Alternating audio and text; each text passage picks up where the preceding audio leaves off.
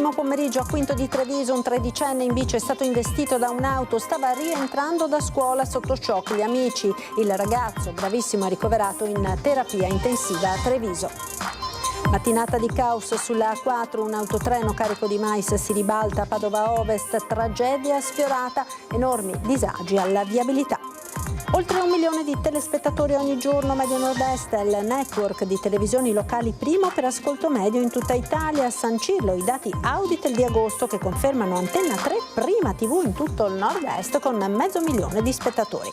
Infiltrazioni mafiose nel territorio padovano, il prefetto ha emesso 4 misure interdittive nei confronti di altrettante imprese. Sono partite all'alba le perquisizioni nei confronti di 3 militanti legati al circuito antagonista accusati di aver picchiato un giovane fino a fargli perdere conoscenza. Pontida, attesa per la linea di Matteo Salvini sul Veneto, la Lega freme per incontrare Alberto Stefani. Intanto il meloniano De Carlo definisce autorevole il nome di Lorenzo Fontana. Era una delle 100 persone più anziane d'Italia. Ida Bandiera, nata a Riese il 15 giugno 1917, si è spenta a Bassano, dove viveva da alcuni anni, una vita dedicata agli altri. Ben ritrovati con l'edizione del Veneto dei nostri telegiornali. Apriamo con la cronaca e la notizia del grave incidente che si è verificato nel primo pomeriggio di oggi a Quinto di Treviso sulla Noalese. Un ragazzino di 15 anni in bicicletta è stato travolto da un'auto e ricoverato in gravi condizioni all'ospedale di Treviso.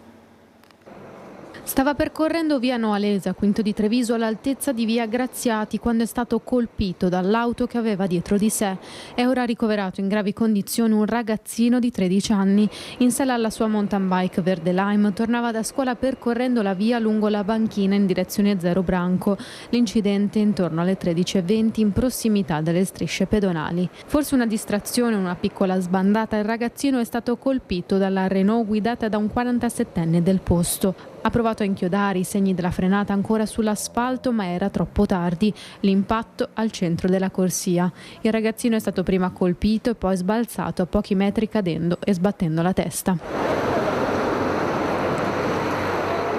Noi siamo venuti qua dopo, però c'era un signore che ha sentito il tonco, è andato nella strada e c'era un ragazzo stava male, ha perso i sensi. Era un ragazzo tranquillo, era molto tranquillo. La scuola andava bene, poi abbiamo sentito. Un forte botto che ha allertato negozianti e residenti che si sono precipitati sulla strada deviando il traffico in attesa dei soccorsi. Il tredicenne, rimasto sulla strada, in un primo momento era incosciente. Un medico di passaggio lo ha aiutato e in poco tempo ha ripreso conoscenza, lamentandosi per le profonde ferite alla testa riportate. Sul posto sono intervenuti i soccorritori del SUEMA 118 con ambulanze e automedica e hanno trasportato il tredicenne al Cafoncello. Arrivati anche i carabinieri della stazione di Zero Branco con il supporto del nucleo operativo di Treviso per la gestione della viabilità. Indagini in corso per accertare l'esatta dinamica della vicenda. Sotto esame il cellulare del ragazzo, da chiarire se lo stesse utilizzando al momento dell'impatto. Intanto il 47enne alla guida è stato condotto al comando per tutti gli accertamenti del caso. E mattinata di caos, quella di oggi sull'autostrada A4 a causa di un autotreno carico di mais che si è ribaltato all'altezza di Padova Ovest, enormi disagi alla viabilità.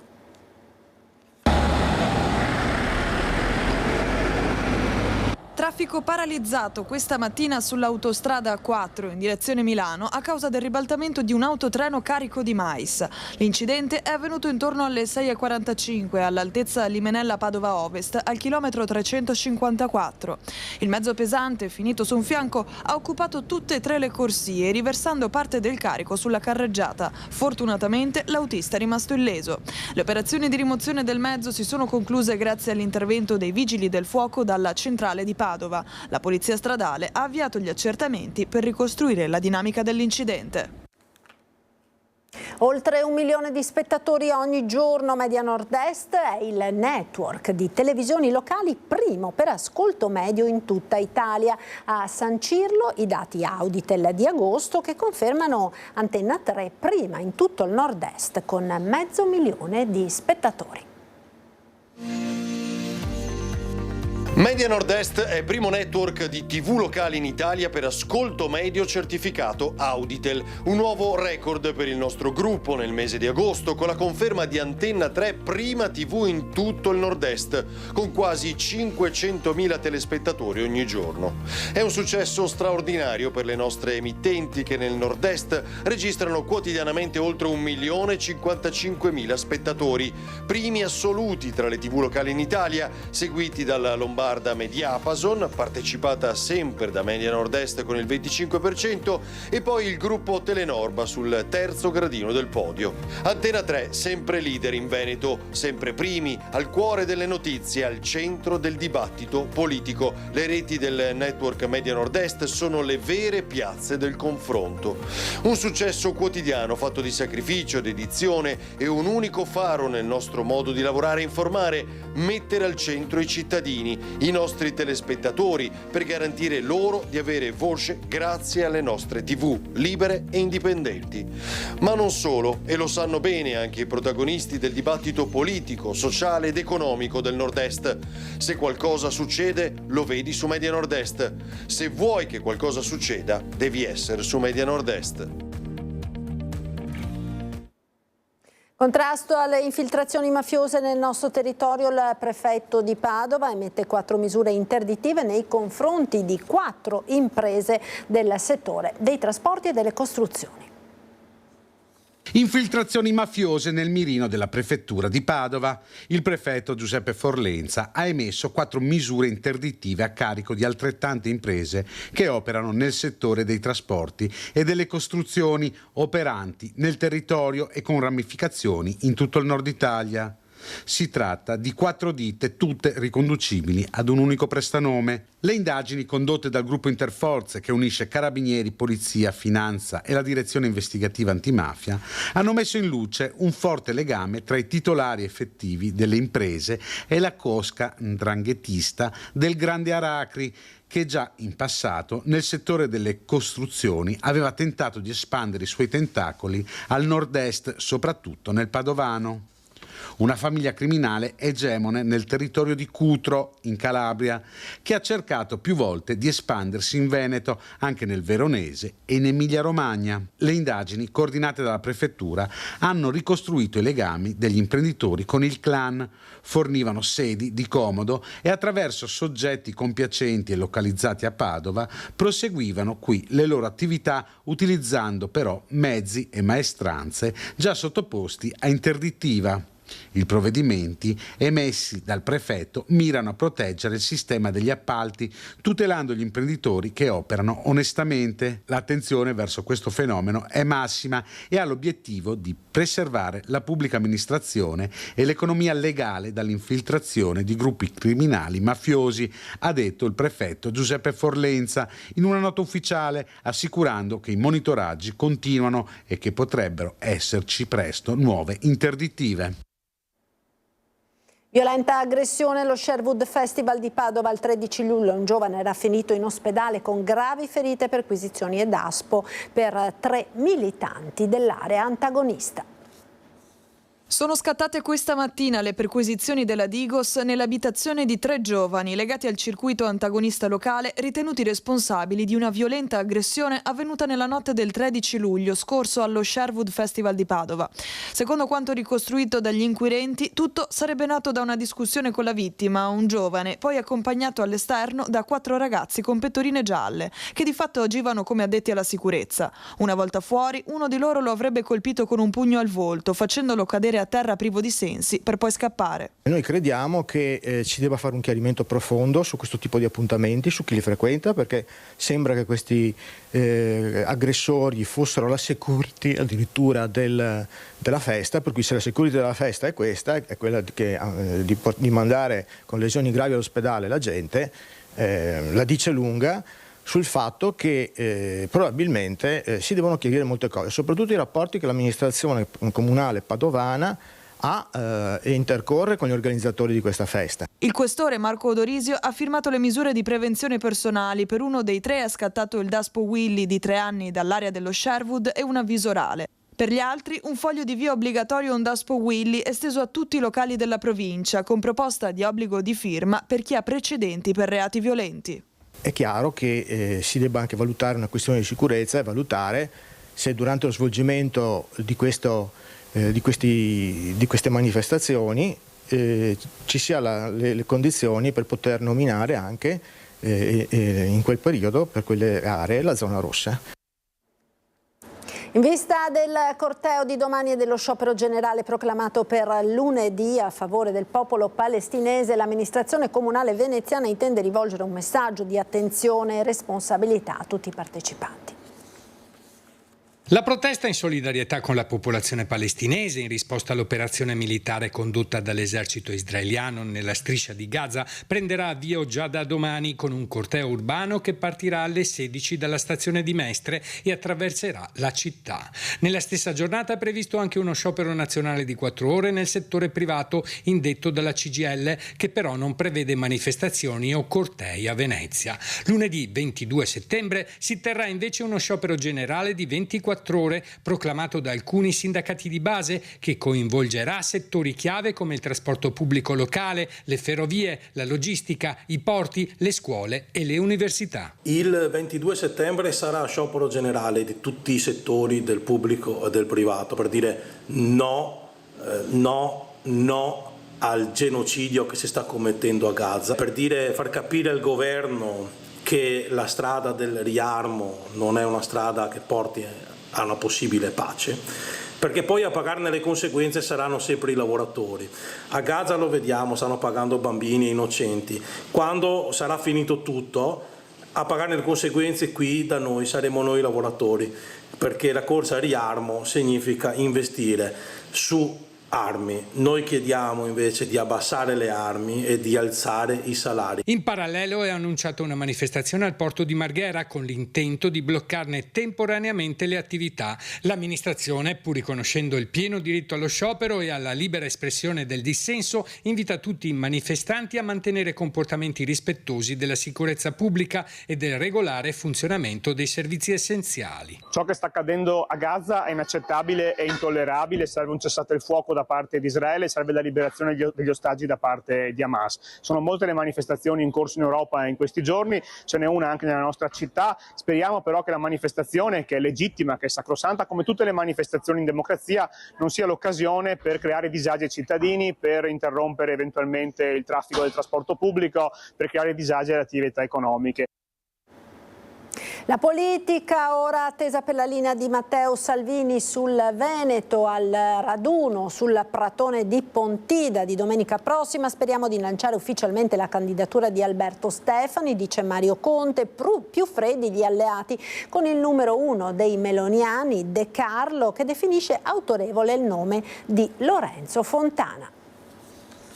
Sapete che Matteo ha sempre il coliglio che esce dal cilindro all'ultimo momento, quindi spetta a lui, il nostro segretario, individuare il candidato, ma io penso che sarà Alberto Stefani. La questione è tutt'altro che di forma. Sarà il pratone di Pontida a incoronare Alberto Stefani candidato presidente di tutto il centrodestra? È questo l'interrogativo che pervade il popolo della Lega alla vigilia di un evento come sempre atteso, segnato da pulsioni interne, con le varie anime pronte ad annusarsi e misurarsi. 40 i pullman in partenza dal Veneto. Ufficialmente però è il momento della compattezza e della convergenza.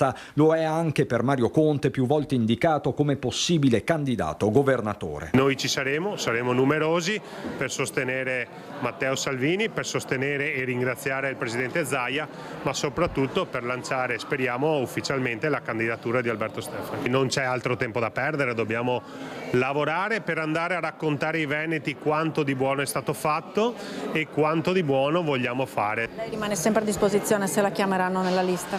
Io rimango a disposizione dei miei cittadini. Ma mentre i leghisti sembrano convergere su Stefani, sul quotidiano Il Foglio, il coordinatore veneto di Fratelli d'Italia, Luca De Carlo, a precisa domanda definisce autorevole la candidatura del presidente della Camera, il leghista veronese Lorenzo Fontana, ribadendo che al momento nessuna decisione ufficiale e definitiva è stata presa. Contrariamente agli altri, per noi la candidatura del Veneto non è un assillo là fondo, su Pontida caustica Forza Italia. Non credo che Salvini possa fare un nome se non è condiviso con gli altri leader dei partiti, per cui lui potrà al massimo, credo legittimamente, proporre quello che è il candidato della Lega, dopodiché la sintesi si farà con gli altri. Non credo che sia così, come posso dire, banale e superficiale nel buttare fuori un nome se non è condiviso, farebbe una brutta figura.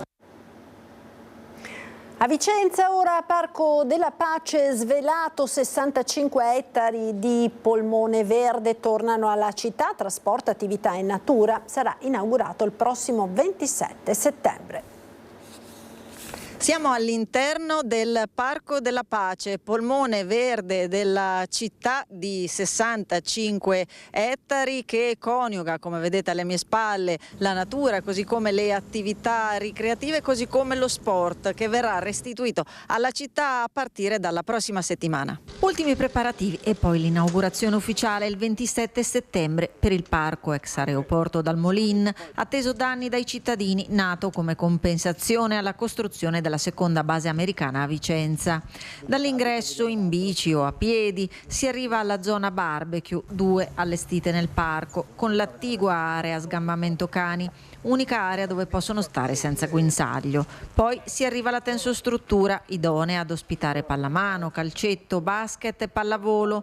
Lungo il percorso angoli popolati da aironi e garzette, una lingua verde denominata del miglio alpino per le sue erbe spontanee, in allestimento anche l'area per orti urbani. Ci saranno 5 aperture ufficiali, 3 pedonali e ciclabili e una carraia, ci sono i parcheggi che sono pronti, c'è tutto lo sfalcio del verde in corso, abbiamo avuto un diserbo, tanto lavoro da parte di MCPS che sta mettendo in sicurezza di fatto tante aree del parco, tanto lavoro anche di AIM Valore Ambiente perché abbiamo visto il posizionamento delle 5 aree ecologiche negli ingressi, il diserbo dei tratti stradali e quindi veramente tanto lavoro. Avremo anche l'inaugurazione del multisport, cioè della tensostruttura sportiva, e abbiamo recepito, lunedì faremo una conferenza stampa ad hoc, le tantissime richieste pervenute dalle varie associazioni e abbiamo oltre 100 eventi che presenteremo per l'inaugurazione del parco più grande della città.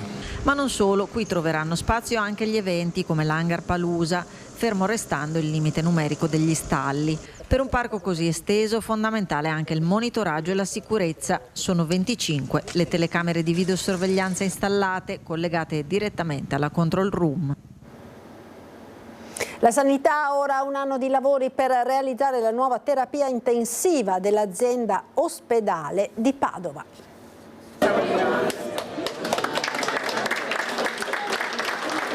È intitolata al professor Federico Rea la nuova terapia intensiva inaugurata all'azienda ospedaliera di Padova. Non un semplice atto dovuto, ma un sentito ricordo di un professionista che ha dato tanto alla medicina e non solo. E io penso che le moltissime persone che oggi hanno partecipato al taglio del nastro di questa nuova rianimazione intitolata Federico Rea lo dimostrano. Abbiamo visto che c'erano moltissimi colleghi professori, moltissimi colleghi ospedalieri, moltissimi giovani, perché il professor Rea appunto era anche un professore, moltissimi specializzandi, e ci rendiamo conto proprio in queste occasioni di come queste figure poi manchino moltissimo a tutti i livelli. Il reparto si trova al 6° piano del Policlinico, dove prima c'erano le sale operatorie, gli studi medici e la sala dove è stato effettuato nel 2018 il primo intervento di chirurgia robotica.